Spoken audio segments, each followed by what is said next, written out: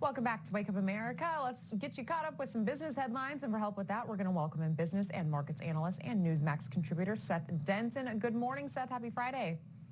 Hey, good morning, Alex. Happy Friday and pre-July 4th weekend. That's true. All right, so the markets finishing down yesterday and futures are also down this morning ahead of the opening bell.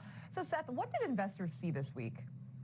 It's less about what they saw and more about what they heard, I think, Alex. When you hear the Fed Chairman Powell come out and say, little do we understand about inflation, I think investors start to get a little concerned as it's kind of your job. And then he followed that up with saying this was completely unpredictable.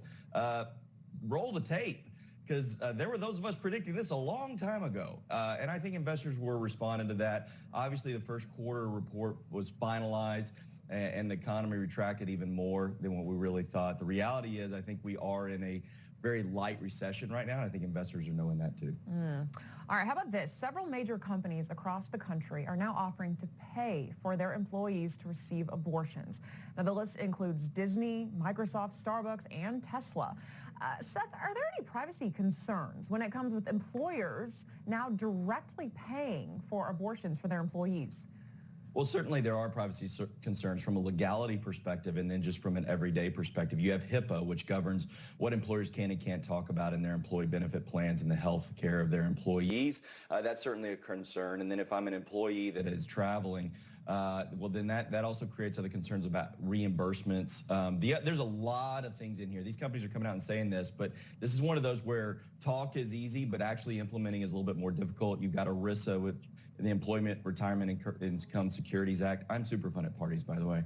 That governs, the compliance structure of this. You have tax implications. There's a lot involved here beyond just privacy, but certainly privacy is involved as well. Yeah, a lot below the surface there.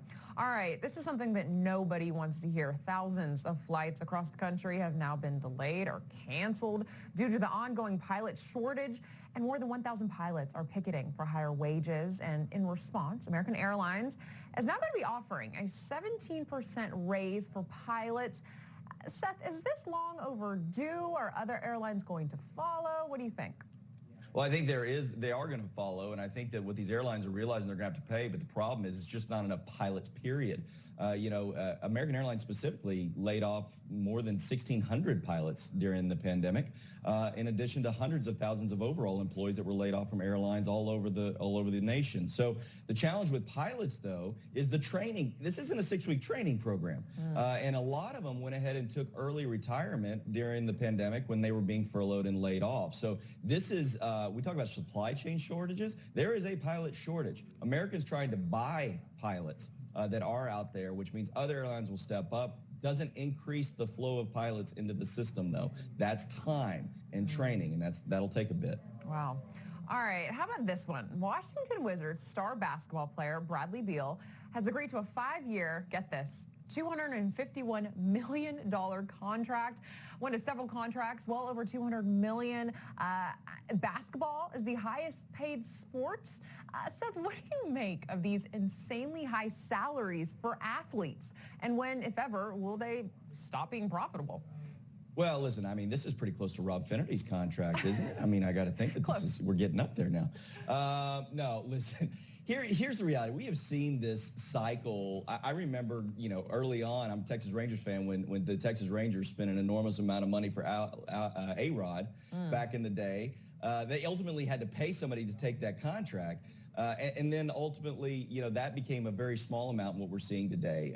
And this is not in addition to endorsement deals and the other money. This is insane.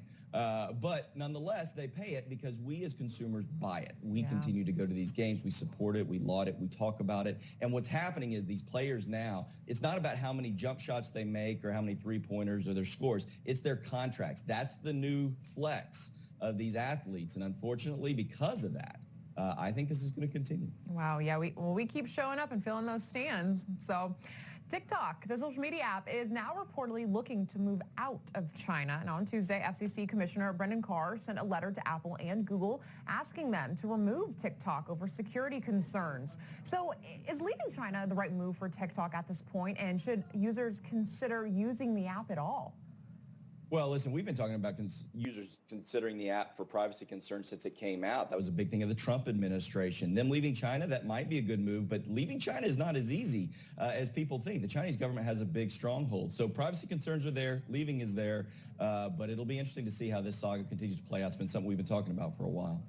All right, Seth Denson, if I don't see you again, have a happy 4th and a great weekend. Same to you, Alex. Thanks. Thank you.